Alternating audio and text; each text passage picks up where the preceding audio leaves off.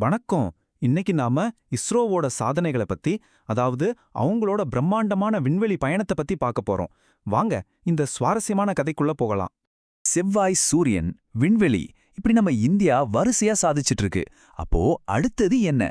இந்த கேள்விதான் இந்த முழு பகுதியோட முக்கியமான புள்ளி. செவ்வாயில கால் பதிச்சதுல இருந்து சூரியனை நோக்கி போனது வரைக்கும், இப்போ விண்வெளியில நமக்கே ஒரு வீடு கட்ட போற கனவு வரைக்கும் இந்தியாவின் பயணம் உண்மையிலேயே ஒரு பிரம்மாண்டமான பாய்ச்சல் தான். இன்னைக்கு நாம இந்தியாவின் இந்த விண்வெளி பயணத்தோட 5 முக்கியமான கட்டங்களை பார்க்க போறோம். முதல்ல செவ்வாயில நம்மளோட முதல் தடம், அப்புறம் சூரியனை நோக்கிய ஆதித்யா L1 பயணம், அதுல இருக்கிற கருவிகள், அப்புறம் விண்வெளியிலேயே செயற்கைக்கோள்களை இணைக்கிற ஒரு சூப்பரான டெக்னாலஜி, கடைசியா நம்மளோட விண்வெளி நிலைய கனவு. சரி வாங்க, நம்ம கதையோட முதல் பகுதிக்குள்ள போகலாம். மங்கள்யான் திட்டம். இதுதான் மத்த கிரகங்களுக்கு பயணம் செய்யற நம்ம திறனுக்கு அடித்தளம் போட்டது. அது எப்படின்னு பார்க்கலாம். இது சாதாரண விஷயமே இல்லங்க. உலக விண்வெளி வரலாற்றிலேயே முதல் முறையிலே, அதாவது ஃபர்ஸ்ட் அட்டெம்ப்ட்லேயே செவ்வாய் கிரகத்தோட சுற்றுப்பாதையை அடைஞ்ச முதல் மற்றும் ஒரே நாடு நம்ம இந்தியா தான். யோசிச்சு பாருங்க, அமெரிக்கா, ரஷ்யா மாதிரியான நாடுகள் கூட பல தோல்விகளுக்கு பிறகுதான் இதை சாதிச்சாங்க. ஆனா நாம ரொம்ப குறைஞ்ச செலவுல இதை செஞ்சு காட்டினோம். இந்த மிஷன் டெக்னாலஜில மட்டும் ஜெயிக்கல, அதோட நம்பகத்தன்மையிலையும் ஜெயிச்சது. வெறும் 6 மாசம்தான் வேலை செய்யும்னு எதிர்பார்த்த மங்கள்யான், அடேங்கப்பா, முழுசா 8 வருஷம் செவ்வாயை சுத்தி வந்து நமக்கு முக்கியமான தகவல்களை அனுப்பிட்டே இருந்துச்சு. மங்கள்யான் சும்மா செவ்வாயை சுத்தி வரல, அங்க என்ன நடக்குதுன்னு நமக்கு போட்டோ எடுத்து அனுப்புச்சு. உதாரணமா, செவ்வாய் கிரகத்துல ஏற்படுற பிரம்மாண்டமான தூசி புயல்களை பத்தியும், அதோட ரொம்ப மெல்லிசான வளிமண்டலத்துல என்னென்ன மாற்றங்கள் நடக்குதுன்னு நிறைய டேட்டா அனுப்புச்சு. இதெல்லாம் செவ்வாயை பத்தின நம்மளோட அறிவை இன்னும் ஆழமாக்கிச்சு. ஓகே, செவ்வாய் கிரகத்துல கிடைச்ச வெற்றியை மனசுல வச்சுக்கிட்டு இப்போ நம்ம நட்சத்திரமான சூரியனை ஆய்வு செய்யற இன்னும் கொஞ்சம் சிக்கலான ஒரு திட்டத்துக்கு போலாம். சரி, இந்த L1 புள்ளி ஏன் இவ்ளோ ஸ்பெஷல்? ஏன்னா இந்த இடத்துல ஒரு விண்கலத்தை நிறுத்தினா அதுக்கு எரிபொருள் ரொம்ப கம்மியா தான் தேவைப்படும். அது மட்டும் இல்லாம சூரிய கிரகணமோ இல்ல வேற எந்த மறைவும் இல்லாம 24 மணி நேரமும் சூரியனை நேரடியா பார்க்க முடியும். ஆதித்யா L1 திட்டத்தோட புத்திசாலித்தனமே இந்த இடத்தை தேர்ந்தெடுத்ததுதான். இந்த திட்டத்தோட நோக்கங்கள் ரொம்பவே ஆழமானது. சூரியனோட வெளிப்புற அழுக்குகள், அதிலிருந்து வர பயங்கரமான ஆற்றல் துகள்கள், அதாவது கொரோனல் மாஸ் எஜெக்ஷன், அப்புறம் அதோட காந்தப்புலம்னு எல்லாத்தையும் ஆதித்யா L1 ஆய்வு செய்யுது. இது எதுக்கு இவ்வளோ முக்கியம்னா, சூரியன்ல ஏற்படுற பெரிய வெடிப்புகள் பூமியில நம்ம செயற்கைக்கோள்கள், நம்மளோட பவர் சப்ளைன்னு எல்லாத்தையும் பாதிக்கலாம். அதிலிருந்து நம்மளை பாதுகாத்துக்க இந்த ஆய்வு ரொம்ப அவசியம். சரி, இந்த திட்டம் என்ன பண்ணுதுன்னு பார்த்தோம். இப்ப அதை எப்படி பண்ணுதுன்னு பார்ப்போம். அதாவது இந்த ஆய்வுகளை சாத்தியமாக்குற அந்த ஸ்பெஷல் கருவிகளை பத்தி தெரிஞ்சுக்கலாம். ஆதித்யா L1ல சூரியனை ஆய்வு செய்ய 7 சூப்பரான கருவிகள் இருக்கு. இத சூரியனை ஆய்வு செய்யற 7 கண்கள்னு கூட சொல்லலாம். ஒவ்வொன்னும் ஒரு தனி வேலையை செய்யும். சில கருவிகள் சூரியனை போட்டோ எடுக்கும், மத்த சில கருவிகள் அதிலிருந்து வர்ற துகள்களை உணரும். இப்படி எல்லாம் சேர்ந்து வேலை செய்யறதால நமக்கு ஒரு முழுமையான பார்வை கிடைக்குது. இந்த கருவிகள் ஒவ்வொன்றும் ஒரு குறிப்பிட்ட வேலையை செய்யுது. உதாரணத்துக்கு VLECன்ற கருவி சூரியனோட ஒளிவட்டத்தை ஆய்வு செய்யுது. அதே நேரத்துல PAPAன்ற கருவி சூரிய காற்றுல என்னென்ன துகள்கள் இருக்குன்னு பகுப்பாய்வு செய்யுது. இப்படி இது எல்லாம் ஒன்னா சேர்ந்து வேலை செய்யும்போது சூரியன் எப்படி செயல்படுதுங்கிற ஒரு கம்ப்ளீட் பிக்சர் நமக்கு கிடைக்குது. அறிவியல் ஆய்வுகள்ல இருந்து இப்ப நம்ம கவனத்தை இந்தியாவின் விண்வெளி எதிர்காலத்துக்கு ரொம்ப ரொம்ப முக்கியமான ஒரு புதிய தொழில்நுட்பத்தை நோக்கி திருப்புவோம். இந்த டாக்கிங் டெக்னாலஜி ஏன் இவ்ளோ முக்கியம்? ஏன்னா எதிர்காலத்துல நம்ம விண்வெளியில ஒரு ஸ்டேஷன் கட்டணும்னா அதோட பாகங்களை தனித்தனியா அனுப்பி அங்க வச்சுதான் ஒன்னா சேர்க்கணும். அதுக்கு இந்த டெக்னாலஜி ரொம்பவே அவசியம். சொல்லப்போனா இது ஒரு முக்கியமான முதல் படி. ஸ்பேடெக்ஸ் திட்டம் இதைத்தான் செஞ்சு காட்டியிருக்கு. விண்வெளியில தனியா சுத்திட்டு இருந்த 2 செயற்கைக்கோள்கள் தங்களுக்குள்ளே பேசி கரெக்டா ஒன்னோட ஒண்ணு வந்து வெற்றிகரமா இணைஞ்சிருக்கு. விண்வெளியில ஒரு பெரிய வீட்டை கட்டுறதுக்கான முதல் செங்கல்ல நாம வச்சிட்டோம். இது ஒரு மிகப்பெரிய டெக்னாலஜி சாதனை. இந்த வெற்றியின் மூலமா இந்தியா ஒரு ஸ்பெஷல் கிளப்ல சேர்ந்திருக்கு. அமெரிக்கா, ரஷ்யா, சீனாவுக்கு அப்புறம் விண்வெளியில டாக்கிங் டெக்னாலஜியை வெற்றிகரமா செஞ்சு காட்டின 4வது நாடு நம்ம இந்தியா தான். இது நம்மள விண்வெளி வல்லரசுகளோட எலீட் குழுவுல சேர்க்குது. சரி, ஸ்பேடெக்ஸ் திட்டத்தோட வெற்றிய இந்தியாவோட அல்டிமேட் கனவான விண்வெளியில ஒரு நிரந்தர இந்திய நிலையத்தை அமைக்கிற திட்டத்தோட நேரடியா இணைச்சு பார்க்கலாம். இந்த டெக்னாலஜி முன்னேற்றங்களுக்கு நடுவுல ஒரு ஆச்சரியமான விஷயமும் நடந்திருக்கு. நம்ம ராக்கெட்ல வச்சு அனுப்புன காராமணி விதைகள் விண்வெளியிலேயே வெற்றிகரமா முளைச்சிருக்கு. இது ஏன் முக்கியம்னா எதிர்காலத்துல விண்வெளி வீரர்கள் ரொம்ப நாள் விண்வெளியில தங்கும்போது அவங்களுக்கு தேவையான உணவை அங்கேயே உற்பத்தி செய்ய முடியுங்கிற நம்பிக்கையே இது கொடுக்குது. இது ஒரு சின்ன விஷயம் மாதிரி தெரிஞ்சாலும் ரொம்ப ரொம்ப முக்கியமான ஒரு படி. இது வெறும் கனவு மட்டும் இல்ல, இதுக்கு ஒரு பக்காவான திட்டமும் இருக்கு. 2024ல டாக்கிங் டெக்னாலஜி நிரூபிச்சிட்டோம். 2028ல முதல் பாகங்களை அனுப்பி கடைசியா 2035ஆம் வருஷத்துல முழுமையான மேட் இன் இந்தியா விண்வெளி நிலையத்தை உருவாக்குற லட்சியத்தோட இந்தியா பயணிச்சிட்டு இருக்கு. இந்த ஒரு வாக்கியம் நம்மளோட முழு கதையையும் அழகா ஒண்ணா இணைக்குது. மங்கள்யானோட வெற்றி, ஆதித்யாவோட லட்சியம், ஸ்பேடெக்ஸோட திறன், அப்புறம் விண்வெளி நிலையத்தோட கனவு, இது எல்லாமே ஒன்னோடொன்னு தொடர்புள்ளது. இஸ்ரோவோட லட்சியங்கள் எப்படி படிப்படியா வளர்ந்துட்டு வருதுன்னு இது நமக்கு தெளிவா காட்டுது. செவ்வாய், சூரியன், அப்புறம் செயற்கைக்கோள்களை இணைச்சதுன்னு பல சாதனைகளை பார்த்துட்டோம். இப்ப அடுத்த கட்டம் மனிதர்களை விண்வெளிக்கு அனுப்புறது தான். அந்த பயணத்துல இந்தியாவின் அடுத்த சாதனை என்னவா இருக்கும்னு நீங்க நினைக்கிறீங்க? யோசிச்சு பாருங்க. அடுத்த பகுதியில சந்திக்கலாம். இந்த ஆழமான பகுப்பாய்விற்கு உங்களை வரவேற்கிறேன். இப்போ நீங்க எப்பவாவது இரவு நேரத்துல வானத்தை நிமிர்ந்து பார்த்து அந்த நட்சத்திரங்களுக்கு இடையில என்ன நடக்குதுன்னு யோசிச்சிருக்கீங்களா? நிறைய பேர் யோசிச்சிருப்பாங்க. ஆமா, இன்னைக்கு உங்களுக்காகவே பிரத்யேகமாக வடிவமைக்கப்பட்ட இந்த விவாதத்துல அந்த நட்சத்திரங்களை நோக்கிய இந்தியாவின் பயணத்தை பத்தி தான் நாம பேச போறோம். அதாவது இது வெறும் தகவல்களின் தொகுப்பு கிடையாது, இது ஒரு தேசத்தின் அசுர வளர்ச்சியை காட்டும் ஒரு பயணம். கரெக்ட்.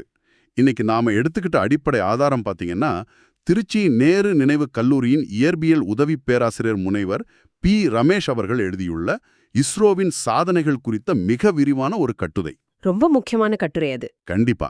இந்த பகுப்பாய்வோட நோக்கம் என்னன்னா, இஸ்ரோ எப்படி வெறும் தகவல் தொடர்பு ராக்கெட்டுகளை ஏவுற ஒரு நிறுவனமா மட்டும் இல்லாம செவ்வாய் கிரகம், சூரியன், அப்புறம் எதிர்கால விண்வெளி நிலையங்கள் அமைப்பது வரைக்கும் ஒரு உலகளாவிய விண்வெளி வல்லரசாக மாறிக்கிட்டு வருது அப்படிங்கிறத ஆழமா புரிஞ்சுக்கிறது தான். உண்மைதான். சரி, இதை கொஞ்சம் விரிவா பார்ப்போம். விண்வெளி ஆராய்ச்சின்னு சொன்னாலே முதல்ல நமக்கு ஞாபகம் வர்றது செவ்வாய் கிரக பயணம்தான். அதிலிருந்து தொடங்குவோமா? கண்டிப்பா தொடங்கலாம். நீங்க விண்வெளி ஆராய்ச்சியை பொறுத்த வரைக்கும் ஒரு திட்டம் எப்படி தொடங்குகிறது, அதை எவ்வளவு துல்லியமா செயல்படுத்துறாங்க அப்படிங்கிறது ரொம்ப ரொம்ப முக்கியம். முனைவர் ரமேஷ் அவங்க கட்டுரையில குறிப்பிட்டிருக்கிற முதல் மாபெரும் மைல்கல் மங்கள்யான் என்று அழைக்கப்படும் செவ்வாய் கிரக சுற்றுப்பாதை விண்கலம். அதாவது மார்ஸ் ஆர்பிட்டர் மிஷன். ஆமா, இந்தியாவின் விண்வெளி வரலாற்றில செவ்வாய் கிரகத்தை நோக்கிய முதல் பயணம் இதுதான். இந்த மங்கள்யான் பத்தி நாம பல செய்திகள்ல கேட்டிருப்போம். 2013ஆம் ஆண்டு ஏவப்பட்ட இந்த விண்கலம் 2014 செப்டம்பர் மாதம் செவ்வாய் கிரகத்தோட சுற்றுப்பாதையில நுழைஞ்சது. ஆனா இதுல எனக்கு எப்பவுமே ஒரு பெரிய ஆச்சரியம் என்னன்னா, உலகத்துல எத்தனையோ வளர்ந்த நாடுகள் பலமுறை தோத்துப்போன ஒரு விஷயத்த இஸ்ரோ தன்னோட முதல் முயற்சியிலே சாதிச்சது. உலகமே உற்று நோக்கும்போது முதல் முயற்சியிலேயே ஒரு மாபெரும் காரியத்தை சரியாக செய்வதை கற்பனை செய்து பாருங்கள். அது ஒரு மிகப்பெரிய சாதனை. நீங்க இந்த முதல் முயற்சி வெற்றியை கொஞ்சம் கற்பனை செஞ்சு பாருங்க. பூமியிலிருந்து பல கோடி கிலோமீட்டர் தூரத்துல இருக்கிற ஒரு கிரகத்தை நோக்கி ஒரு விண்கலத்தை அனுப்புறதுங்கிறது, நீங்க ஒரு புல்லட் ட்ரெயின்ல பயணம் செஞ்சுக்கிட்டே இன்னொரு ட்ராக்ல போயிட்டு இருக்கிற புல்லட் ட்ரெயின் மேல ஒரு சின்ன கல்லை தூக்கி கரெக்டா போடுற மாதிரி. வாவ், கேட்கவே ரொம்ப கஷ்டமா இருக்கே. அதுவும் பல மாதங்கள் கழிச்சு அது அந்த இடத்த போய் சேரணும். கொஞ்சம் வேகம் அதிகமானாலும் அது செவ்வாய் கிரகத்தை தாண்டி எங்கேயோ போயிடும். வேகம் குறைஞ்சா செவ்வாய் கிரகத்துல மோதி சுக்குநூறாகிடும். அந்த சுற்றுப்பாதையில நுழையிறதுக்கு ஆமா, அந்த ஆர்பிட் இன்சர்ஷன் செய்யறதுக்கு ஒரு குறிப்பிட்ட கோணத்துல குறிப்பிட்ட வேகத்துல பிரேக் அடிக்கணும்.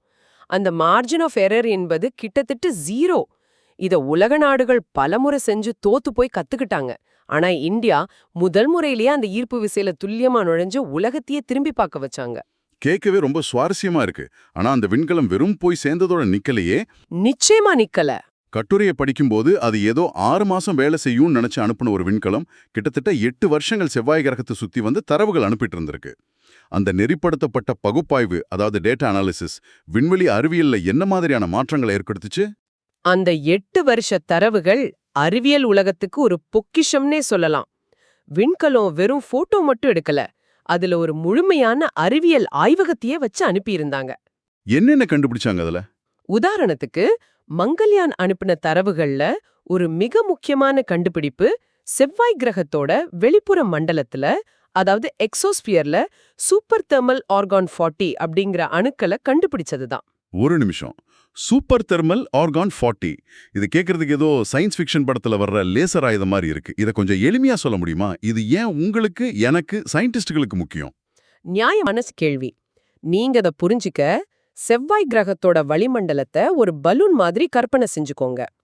ஒரு காலத்துல செவ்வாய் கிரகத்துல பூமிய போலவே தண்ணீர், ஆறுகளெல்லாம் இருந்துச்சுன்னு விஞ்ஞானிகள் நம்புறாங்க. ஆனா இப்போ அது ஒரு வறண்ட பாலைவனம். எக்ஸாக்ட்லி. அந்த பலூன்ல இருந்த காத்து எப்படி காணாம போச்சு?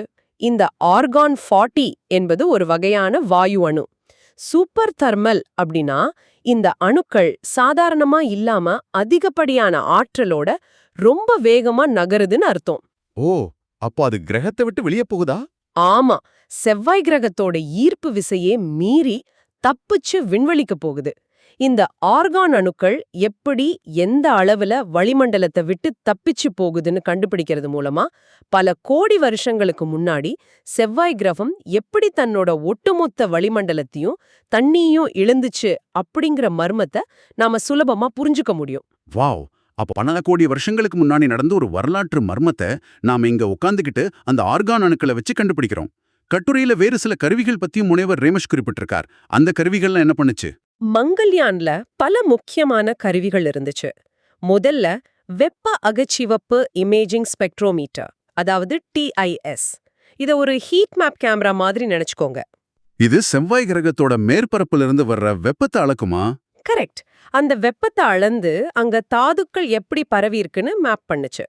ரெண்டாவது, மீத்தேன் செறிவை அளவிடும் கருவிகள்.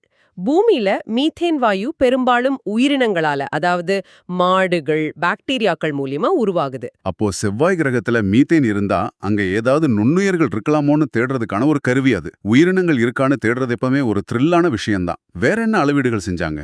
கார்பன் டை ஆக்சைடு நெடுவரிசை அடர்த்தி மற்றும் அழுத்த மாறுபாடுகளை அளவிடும் கருவிகள் இருந்துச்சு. செவ்வாய் கிரகத்தோட வளிமண்டலம் பெரும்பாலும் கார்பன் டை ஆக்சைடால ஆனது. அதோட அழுத்தம் எப்படி இடத்துக்கு இடம் மாறுதுன்னு கவனிச்சாங்க. அது மட்டும் இல்லாம மேற்பரப்பின் பிரதிபலிப்பை அளவிடும் கருவிகளும் இருந்துச்சுல்ல? ஆமா, செவ்வாய் கிரகத்தோட மேற்பரப்பின் பிரதிபலிப்பை அளவிடும் சிறப்பு கருவிகளும் வைக்கப்பட்டிருந்தன. இது மூலமா சூரிய ஒளி செவ்வாய் கிரகத்துல பட்டு எப்படி பிரதிபலிக்குது, அங்கிருக்கிற பாறைகள் என்ன வகையானதுன்னு தெரிஞ்சுக்க முடிஞ்சது. அந்த தூசி புயல்களை பத்தியும் ஒரு குறிப்பு இருந்ததே. அது ரொம்ப முக்கியம். இதெல்லாத்தையும் தாண்டி செவ்வாய் கிரகத்துல ஏற்படுற பிரம்மாண்டமான தூசி புயல்களை இந்த விண்கலம் மிக துல்லியமா கண்காணிச்சு அது எப்படி மொத்த கிரகத்தையும் மூடுதுன்னு படம் பிடிச்சு அனுப்புச்சு. உலகத்திலேயே முதல் முயற்சியில செவ்வாய் கிரகத்தை அடைஞ்சது மட்டும் இல்லாம இவ்வளவு சிக்கலான கருவிகளையும் பர்ஃபெக்டா வேலை செய்ய வச்சிருக்காங்க. சரி, வெளிக்கிரகங்களை ஆராய்ஞ்ச இஸ்ரோ அடுத்து ஒரு ரொம்பவே ஆபத்தான ஆனா ரொம்ப முக்கியமான ஒரு இலக்கை நோக்கி திரும்பினாங்க. அதுதான் நமது சூரிய குடும்பத்தின் மையமான சூரியன். ஆமா, ஆதித்யா L1 விண்கலம். செப்டம்பர் 2, 2023 ஏவப்பட்ட ஆதித்யா L1 விண்கலம் பத்தி தான் நான் சொல்றேன். ஜான்வரி 6, 2024 அன்னைக்கு இது சூரியன் பூமி L1 புள்ளியை சுற்றி தன்னோட முதல் ஒளிவட்ட சுற்றுப்பாதையை வெற்றிகரமா நிறைவு செஞ்சது. எனக்கு ஒரு சந்தேகம். பூமியிலிருந்து சூரியனை பார்க்கறதுக்கும் இந்த L1 புள்ளிக்கு ஒரு விண்கலத்தை அனுப்புறதுக்கும் என்ன வித்தியாசம்? இந்த L1 புள்ளி அப்படிங்கிறது ஏன் அவ்வளோ ஸ்பெஷல்? இங்கு கவனிக்க வேண்டிய சுவாரஸ்யமான விஷயம் என்னவென்றால், இந்த L1 புள்ளி அப்படிங்கிறது சூரியனுக்கும் பூமிக்கும் இடையில சுமார் 15 லட்சம் கிலோமீட்டர் தூரத்துல இருக்கிற ஒரு புள்ளி. நீங்க இத விண்வெளியில இருக்கிற ஒரு VIP பார்க்கிங் ஸ்பேஸ் அப்படின்னு வச்சுக்கலாம். VIP பார்க்கிங் ஸ்பேஸா? ஆமா, ஏன்னா பூமியோட ஈர்ப்பு விசையும் சூரியனோட ஈர்ப்பு விசையும் இந்த இடத்துல ஒரு சமநிலையை அடையுது, அதாவது கேன்சல் ஆயிடுது. அதனால ஒரு விண்கலத்தை நீங்க அங்க கொண்டு போய் நிறுத்திட்டா அது அதிகமா எரிபொருள் செலவு செய்யாம அங்கேயே நிலையா நின்னுக்கும். ஓ, அப்போ அங்கிருந்து பார்க்கறது ஈஸியா இருக்குமா? அது மட்டும் இல்லாம இங்கிருந்து பார்த்தா கிரகணங்கள் மாதிரியான எந்த மறைப்பும் இருக்காது. 24 மணி நேரமும் வருஷம் 365 நாளும் சூரியன்ல என்ன நடக்குதுன்னு கண்ணிமைக்காம கண்காணிக்க முடியும். எந்த டிஸ்டர்பன்ஸும் இல்லாம சூரியனை வாட்ச் பண்றதுக்கான ஒரு பெர்ஃபெக்ட் ஸ்பாட் அது. இந்த ஆதித்யா L1 விண்கலம் 200 முதல் 400 நானோமீட்டர் அலைநீள வரம்பில் சூரியனோட முதல் முழு வட்டு, அதாவது ஃபுல் டிஸ்க் படங்களை பிடிச்சதுன்னு கட்டுரையில இருக்கு. ஆமாம், பிடிச்சது. அது மட்டும் இல்லாம ஒரு கொரோனல் நிறை வெளியேற்றம் நிகழ்வையும் வெற்றிகரமா கண்காணிச்சிருக்கு. நீங்க தேக்குறவங்களுக்கு இந்த கொரோனல் நிறை வெளியேற்றம்னா என்னன்னு கொஞ்சம் ஈஸியா சொல்ல முடியுமா? கண்டிப்பா. நீங்க சூரியனை வெறும் ஒரு நெருப்பு பந்துன்னு நினைச்சுக்காதீங்க. அது ஒரு குதித்துக்கிட்டு இருக்கிற காந்த பிளாஸ்மா கடல். சில நேரங்கள்ல சூரியன்ல ஏற்படுற காந்த புயல்கள் காரணமா கோடிக்கணக்கான டன் எடையுள்ள பிளாஸ்மா மற்றும் காந்த துகள்கள் விண்வெளியில தூக்கி வீசப்படும். பார்க்கவே பயங்கரமா இருக்குமே. இத ஒரு மாபெரும் சூரிய ஏப்பம் அல்லது சூரியன் கோவப்பட்டு வெளியிடுற தீப்பிழம்புன்னு கூட சொல்லலாம். இதுதான் கரோனல் நிறை வெளியேற்றம், அதாவது CME. இது ஏன் உங்களுக்கு முக்கியம்னா, இந்த துகள்கள் பூமியை நோக்கி மணிக்கு பல லட்சம் கிலோமீட்டர் வேகத்துல வரும்போது பூமியில இருக்கிற செயற்கைக்கோள்கள், GPS, ஏன் நம்ம செல்போன் டவர்கள், பவர் கிரிட்டுகளை கூட முடக்கிட முடியும். அப்போ அது பூமிக்கு ஆபத்து தானே? அதனால சூரியன் எப்போ சீரும்னு முன்னாடியே தெரிஞ்சுக்க வேண்டியது நமக்கு ரொம்ப ரொம்ப அவசியமான ஒண்ணு. அப்போ இந்த ஆதித்யா L1 நமக்கு ஒரு ஸ்பேஸ் வெதர் ரிப்போர்ட்டர் மாதிரி வேலை செய்யுது. இந்த வேலையை செய்ய ஆதித்யா L1 விண்கலம் மொத்தம் 7 வகையான பேலோடுகளை, அதாவது அறிவியல் கருவிகளை சுமந்துட்டு போயிருக்கு. 7 கருவிகள் ஒரே விண்கலத்துல இருந்தா ஒண்ணுக்கொண்ணு இடைஞ்சல் வராதா? இதை எப்படி இஸ்ரோ சமாளிச்சாங்க? அதுதான் இஸ்ரோவோட மாஸ்டர் பிளான். அவங்க வேலைய பிரிச்சு கொடுத்துட்டாங்க. ஒவ்வொரு கருவியும் சூரியனோட ஒவ்வொரு பகுதிய வெவ்வேறு அலைநீளங்கள்ல பாக்குற மாதிரி வடிவமைக்கப்பட்டிருக்கு. உதாரணத்துக்கு சூட் பேலோட். இத ஒரு அல்ட்ரா வயலட் கேமரான்னு வச்சுக்கலாம். இது சூரியனை புறஊதா அலைநீளங்களுக்கு அருகில் துல்லியமா படம் பிடிக்குது. ஓகே, புற ஊதா கதிர்களை பார்க்கறதுக்கு அது. அடுத்தது வெல்க் பேலோடு. நீங்க பிரகாசமான லைட்டை பார்க்கும்போது அதோட ஓரங்கள்ல என்ன இருக்குன்னு பார்க்க உங்க கைய வச்சு அந்த லைட்டை மறைப்பீங்க இல்லையா? ஆமா, கண் கூசுமே. அதே மாதிரி சூரியனோட பிரகாசமான மையப்பகுதியை மறைச்சிட்டு அதோட வெளிப்புற வளிமண்டலமான கொரோனாவை மட்டும் கவனமா ஆய்வு செய்ய இந்த கருவி பயன்படுது. Super analogy. மையத்தை மறைச்சிட்டு ஓரங்களை கவனிக்கிறது. சரி, அடுத்து சோலெக்ஸ் அப்படின்னு ஒரு கருவி இருக்கே, இதை என்ன செய்யுது? இது விண்வெளி அறிவியல்லையே ரொம்ப வருஷமா தீர்க்கப்படாத ஒரு மர்மத்தை ஆராயுது. அதாவது கொரோனல் வெப்பமாக்கல் பொறிமுறை. நீங்க ஒரு நெருப்புக்கு பக்கத்துல இருக்கும்போது சூடா இருக்கும், விலகி போக போக சூடு குறையும், சரியா? லாஜிக் அதுதானே. ஆனா சூரியன்ல அதோட மேற்பரப்பு வெப்பம் சுமார் 5500 டிகிரி செல்சியஸ் தான். ஆனா அங்கிருந்து விலகி அதோட வளிமண்டலமான கொரோனாவுக்கு போனா வெப்பம் குறையறதுக்கு பதிலா பல லட்சம் டிகிரியா அதிகமாகுது. இது எப்படி சாத்தியம்? நெருப்பை விட அதோட சுற்றி இருக்கிற காத்து எப்படி இவ்ளோ சூடா இருக்குங்கிற மர்மத்தை இந்த சோலெக்ஸ் கருவி ஆய்வு செய்யுது. நிஜமாவே இது ஒரு தலைகீழ் அறிவியல் மர்மம்தான். அடுத்து ஹீலியோஸ் என்ற கருவி பத்தி கட்டுரையில சொல்லியிருக்காங்க. இது எக்ஸ் கதிர் எரிப்புகளை ஆய்வு செய்துன்னு படிச்சேன். ஆமா, ஹீலியோஸ் கருவியை விண்கலத்தோட ஒரு ஸ்பெஷலான கூலிங் கிளாஸ் மாதிரி நினைச்சுக்கோங்க. சூரியன்ல இருந்து திடீர்னு வெளிவர்ற அதிபயங்கரமான எக்ஸ் கதிர் எரிப்புகளை இது அளக்குது. இது முன்னாடி சொன்ன அந்த சூரிய சீற்றங்களை புரிஞ்சுக்க ரொம்பவே உதவும். ஓகே, இவ்வளவு நேரம் கேமராக்கள் மாதிரி ஒளிய வச்சு படம் பிடிக்கிற கருவிகள் பத்தி பேசணும்.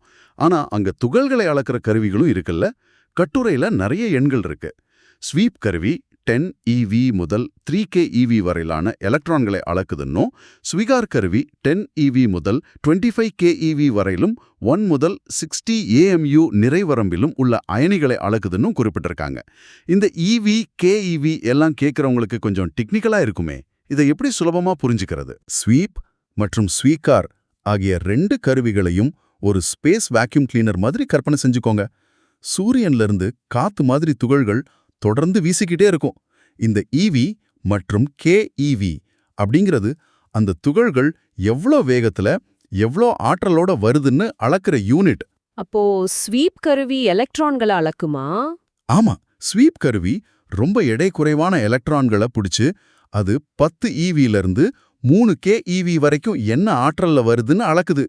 ஸ்வீகார் கருவி கொஞ்சம் எடை அதிகமான அயனிகளை பிடிச்சு 1 AMU-ல-இருந்து 60 AMU வரைக்கும் எடை கொண்ட அயனிகளை வகைப்படுத்தி ஆராயுது. சிம்பிளா சொல்லணும்னா, சூரியன்ல இருந்து நம்ம மேல வீசுற காத்துல என்னென்ன தூசி இருக்கு, அது எவ்வளவு ஸ்பீட்ல வந்து அடிக்குதுன்னு இந்த கருவிகள் பிடிச்சு டெஸ்ட் பண்ணி பாக்குது, அப்படிதானே? எக்ஸாக்ட்லி. அதே மாதிரி பாபா அப்படின்னு 7ஆவதா ஒரு கருவி இருக்கு. இது சூரிய காற்றாலை பிளாஸ்மாவோட ஒட்டுமொத்த கலவை மற்றும் ஆற்றல் பரவலை ஆய்வு செய்யுது. இந்த 7 கருவிகளும் சேர்ந்து சூரியனை பற்றிய நமது புரிதலை அடுத்த கட்டத்துக்கு எடுத்துட்டு போகுது.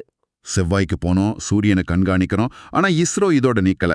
ஒரு வீட்டை எட்டி நின்னு பார்க்கறது வேற, நாமே ஒரு வீட்டை கட்டுறது வேற. இங்க தான் எதிர்கால விண்வெளி நிலைய திட்டம் பத்தி நாம பேசணும். இந்தியாவின் எதிர்கால திட்டமான பாரதிய அந்தரிக்ஷா ஸ்டேஷன் அப்படிங்கிற இந்திய விண்வெளி ஆய்வு நிலையத்தை 2035ஆம் ஆண்டுக்குள்ள விண்ணில நிறுவ இஸ்ரோ முடிவு செஞ்சிருக்காங்க. இதோட முதல் கட்ட விண்கலங்கள் 2028ல விண்ணில் செலுத்தப்பட இருக்கு. நாமே விண்வெளியில ஒரு ஸ்டேஷனை கட்டுறதுங்கிறது எவ்வளோ பெரிய சவால். இது சாதாரண சவால் கிடையாது. பூமியில கட்டடம் கட்டுற மாதிரி செங்கல் சிமெண்ட் வச்சு அங்க கட்ட முடியாது.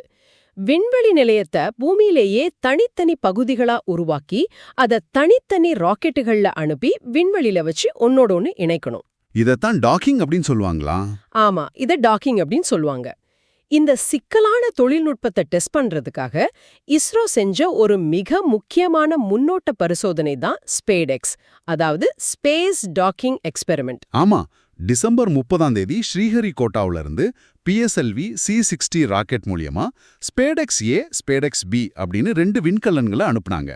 சில தாமதங்களுக்கு பிறகு 22 கிலோ எடை கொண்ட இந்த 2 செயற்கைக்கோள்களையும் விண்வெளியில ஒன்றோடு ஒன்று இணைக்கும் பரிசோதனை வெற்றிகரமா முடிஞ்சிருக்கு. ஆனா 2 சேட்டலைட்டை விண்வெளியில இணைக்கிறதுல அப்படி என்னங்க பெரிய கஷ்டம்? நீங்க இத ஒரு சாதாரண இணைப்புன்னு நினைச்சுக்காதீங்க. விண்வெளியில அந்த செயற்கைக்கோள்கள் மணிக்கு சுமார் 28,000 கிலோமீட்டர் வேகத்துல பூமியை சுத்தி வந்துகிட்டு இருக்கும். நீங்க கேக்குறவங்களுக்கு இந்த வேகத்தை புரிய வைக்கணும்னா, 2 சூப்பர் ஃபாஸ்ட் ரோலர் கோஸ்டர்ல 2 பேர் எதிரெதிர் திசையில போயிட்டு இருக்கும்போது ஒருத்தர் கையில இருக்கிற ஊசியில இன்னொருத்தர் நூல் கோர்க்கிற மாதிரி ஒரு விஷயம் இது. கொஞ்சம் பிசுகனாலும் மோதிடுமா? ஆமா, 2 விண்கலன்களும் தங்களுக்குள்ள தகவல் பரிமாறிக்கிட்டு அதோட வேகம் கோணம் எல்லாத்தையும் மில்லிமீட்டர் அளவுல துல்லியமா கணக்கிட்டு எந்தவித மனித கட்டுப்பாடும் இல்லாம தானாகவே இணையணும். கொஞ்சம் தப்பா போனா கூட 2ம் மோதி வெடிச்சிடும். நினைச்சு பார்க்கவே பிரமிப்பா இருக்கு. மணிக்கு 28,000 கிலோமீட்டர் வேகத்துல ஊசியில நூல் கோர்க்கிறது. அதனாலதான் அமெரிக்கா, ரஷ்யா, சீனாவுக்கு பிறகு உலகத்திலேயே இந்த அரிய சாதனையை செய்த 4வது நாடு இந்தியா அப்படிங்கிற பெருமை நமக்கு கிடைச்சிருக்கு. ஆமா, நம்ம 4வது நாடு. ஏன் உலக நாடுகள் எல்லாம் தங்கள் செயற்கைக்கோள்களை அனுப்ப இஸ்ரோவை தேடி வராங்கங்கிறதுக்கு இந்த ஸ்பேஸ்எக்ஸ் வெற்றி ஒரு மிகச்சிறந்த உதாரணம். நிச்சயமா, இஸ்ரோவோட தொழில்நுட்ப துல்லியமும் குறைவான செலவுல அதிகப்படியான நம்பகத்தன்மையும் உலக நாடுகளை வியக்க வைக்குது. ஆனா இஸ்ரோ வெறும் இரும்பு, மெஷின், சென்சார் அப்படின்னு எந்திரங்களோட மட்டும் நிக்கல. விண்வெளியில உயிரியல் சார்ந்த ஒரு மாபெரும் சாதனையும் செஞ்சிருக்காங்க. Here is where it gets really interesting. நான் அதைத்தான் கேட்க வந்தேன். முனைவர் இருமேஷ் அவங்க கட்டுரையில கடைசியா குறிப்பிட்டிருந்த ஒரு விஷயம் என்ன நிஜமாவே ஆச்சரியப்படுத்துச்சு. ராக்கெட்கள், செயற்கைக்கோள்கள், டாக்கிங் அப்படின்னு ஹார்ட்வேரை பத்தி பேசின நாம இப்போ ஒரு உயிரியல் மேஜிக்கை பத்தி பேச போறோம். அந்த விதைகளை பத்தி தானே சொல்றீங்க? ஆமா, PSLV ராக்கெட்டோட 4வது நிலையான PS4 இயந்திரத்துல கிராப்ஸ் அப்படிங்கிற ஒரு ஆய்வுக்கருவியில வைக்கப்பட்டிருந்த காராமணி பயிர் விதைகள் விண்வெளியில வெற்றிகரமா முளைக்க தொடங்கியிருக்குன்னு இஸ்ரோ சொல்லியிருக்காங்க. பூமியிலிருந்து பல 100 கிலோமீட்டர் உயரத்துல ஒரு ராக்கெட்டோட இயந்திர பகுதிக்குள்ள ஒரு காராமணி விதை உயிர் பெற்று முளைக்கிறது. இத பத்தி நீங்க என்ன நினைக்கிறீங்க? இது அறிவியல் உலகத்துல ஒரு மிகப்பெரிய மைல்கல். பூமியில ஒரு விதை முளைக்க ஈர்ப்பு விசை ரொம்ப முக்கியம். வேர் கீழ் நோக்கியும் தண்டு மேல் நோக்கியும் வளர ஈர்ப்பு விசை தான் வழிகாட்டுது. ஆனா நுண் ஈர்ப்பு விசை இருக்கிற விண்வெளியில எந்த பக்கம் மேல எந்த பக்கம் கீழன்னு அந்த விதைக்கு தெரியாது. அப்போ அது எப்படி முளைக்கும்? அதையும் தாண்டி அதற்கான சரியான சூழலை அந்த கிராப்ஸ் கருவிக்குள்ள உருவாக்கி அந்த விதைய முளைக்க வச்சிருக்காங்க. இது சும்மா ஒரு வித்தைய காட்டணும்னு பண்ணல. இதோட பின்விளைவுகள் ரொம்ப பெருசு. உண்மையிலேயே ரொம்ப ஆழமான ஒரு தொகுப்பு.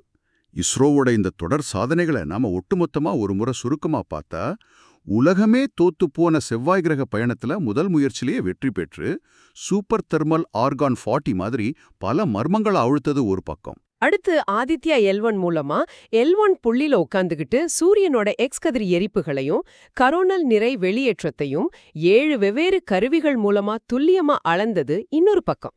இப்போ ஸ்பேடெக்ஸ் மூலமா மணிக்கு 28,000 கிலோமீட்டர் வேகத்துல 2 விண்கலன்களை விண்வெளியில இணைக்கும் அதிநவீன தொழில்நுட்பத்துல உலகத்துல 4வது நாடா உருவெடுத்திருக்காங்க.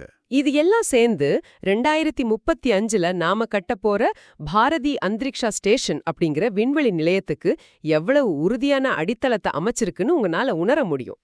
இந்த ஆழமான உரையாடலை கேட்டுக்கிட்டு இருக்கிற உங்களுக்கு இப்போ ஒரு கேள்வி வரலாம். இதெல்லாம் எனக்கு எப்படி பயன்பட போகுது அப்படின்னு. இந்த தகவல்கள்ல உங்களுக்கு எது மிகவும் ஆச்சரியமாக இருந்தது? GPS, வானிலை அறிக்கை, தொலைத்தொடர்புன்னு நாம அன்றாடம் பயன்படுத்தும் பல விஷயங்களுக்கு பின்னாடி இந்த விண்வெளி தொழில்நுட்பம் இருக்கு. சரி, அதை தாண்டி இந்த உரையாடலின் முடிவா ஒரு சுவாரஸ்யமான கேள்வியோட உங்களை சிந்திக்க விடுறேன். கண்டிப்பா கேளுங்க. வெளியில 2 விண்கலன்களை துல்லியமா இணைக்கும் ஸ்பேடெக்ஸ் தொழில்நுட்பத்தையும் அதே நேரத்துல ராக்கெட்டோட இயந்திர பகுதியில காராமணி விதைகளை முளைக்க செய்யும் உயிரியல் சாதனையையும் இஸ்ரோ இப்போ ஒரே நேரத்துல சாதிச்சிருக்காங்க. அப்படியானால் 2035ல விண்வெளியில பிரம்மாண்டமா உருவாக போகும் பாரதிய அந்தரிக்ஷா ஸ்டேஷனில் தங்கும் நமது விண்வெளி வீரர்கள் பூமியிலிருந்து சாப்பாட்டை பேக் பண்ணி எடுத்துட்டு போறதுக்கு பதிலா அந்த விண்வெளி நிலையத்தினையே தங்களுக்கான காய்கறிகளையும் உணவையும் விவசாயம் செஞ்சு சாப்பிடும் காலம் வெகு தொலைவில் இல்லையோ? இன்னைக்கு ஒரு சின்ன கிராப்ஸ் கருவில முளைச்ச இந்த காராமணி விதை தான் எதிர்கால விண்வெளி விவசாயத்தோட முதல் விதையா இருக்குமா? இந்த பிரம்மாண்டமான கேள்வியோட அறிவியல் ஆச்சரியங்களை நீங்களும் சிந்தித்துப் பாருங்கள். மீண்டும் சந்திப்போம்.